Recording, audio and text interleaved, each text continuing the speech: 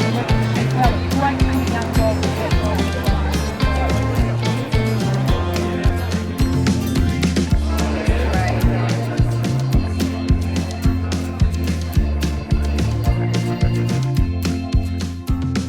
My name is Christopher Armitage. I'm the CEO of the Global Evergreening Alliance. We're an organisation that's bringing stakeholders from different sectors across the country together to develop a massive scale restoration program. The event that's being held today is the launch of our Restore Australia program. My name's REID. For the purposes today, I'm one of the people involved in the Otway Agroforestry Network and the Australian Agroforestry Foundation. We work both with farmers in this region, but also farmers nationally, helping them integrate trees in their farming systems. Australia's in a great position, a first world country with a well-educated community, a huge landscape and immense problems. Problems big enough for the world to notice. This is our opportunity now to say we're not a hopeless country, it's not all our fault. We can actually provide an outcome for the rest of the world through working in this landscape, and rather than just thanks for the money, let's go, we want to work with these partners around the world and show them that we're actually in this together. The turnout was fantastic. The interaction, the enthusiasm from the audience was better than we possibly could have hoped for. It was a great way of bringing like-minded people together from across different backgrounds and from different sectors and from different states across the country. We've had great participation and a lot of enthusiasm being shown from farmers, different organisations, the scientific community, an enormous number of stakeholders that really want to be part of a coordinated effort to restore Australia's most degraded landscapes. And that's really one of the founding principles of the program that we're establishing, is that it is inclusive. It does draw on the interests and the needs, but also all of the great work and the capacities of different stakeholders from around the country.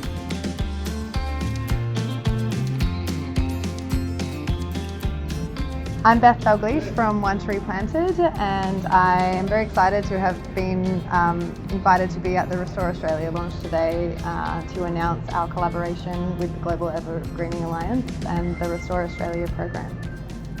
And I'm AMELIA Young, I'm the National Campaigns Director with the Wilderness Society, and likewise we're thrilled to be here for the start of a very important conversation about deep collaboration for big change. Good morning, Australia. It's a privilege to be talking to you this morning about the Restore Australia launch and the work that ARC 2030 is doing with the Global Evergreening Alliance. Chris and I had some fascinating late night conversations about what we needed to do in Australia, how Australia could lead the way in terms of strategic planning for environmental restoration. So for me, and ARC 2030, Restore Australia gives us an opportunity to create a blueprint for the planet. How do we develop a strategy to restore the great ecosystems of Australia? How do we build a collaborative effort between individuals, business, scientists, academia, global NGOs, local NGOs, the latest science, the latest technology sitting alongside indigenous knowledge that may be thousands of years old, dealing with every stakeholder on the ground but bringing together global expertise so that we build resilient landscapes and ocean environments. So we're calling on people and businesses in Australia and around the world to unite behind the ARC 2030 programme and to help us to restore Australia. I'm chairman of an organisation called the Balloon Institute. The Balloon Institute is a not-for-profit doing landscape repair and rehydration work through various parts of Australia. The original project sat within a larger catchment and so was born what we call the Balloon Community Landscape Rehydration Project, which covers about 50 kilometres of creek, 23,000 hectare catchment, and including over 20 landholders.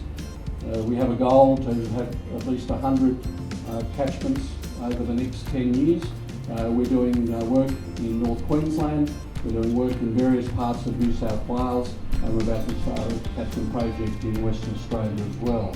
And so we're very keen to work with all various groups in expanding that work and scaling that work up, and that's and that's what the Global Evergreening Alliance gives the capacity to.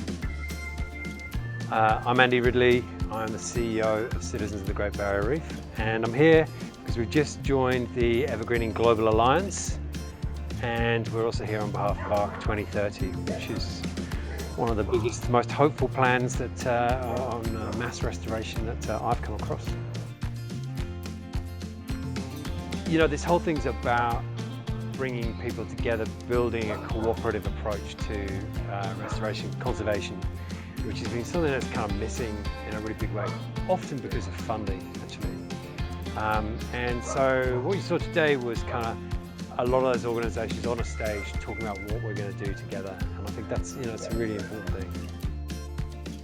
I think the biggest hope would be an ability to see things as shared outcomes. And I think we're so used to working competitively, but the scale of action that's required, what we need to do in order to achieve the kind of reforestation and restoration, pulling carbon out of the air, is on such a scale that that can no longer be the model. So I hope the biggest thing for today will be we start to see every outcome as shared. We start to see much more cooperation between the different skill sets, the different approaches, and you know, it would be interesting to see whether the Evergreening Global Alliance turns into almost its own organisation, which is the sum of all the parts.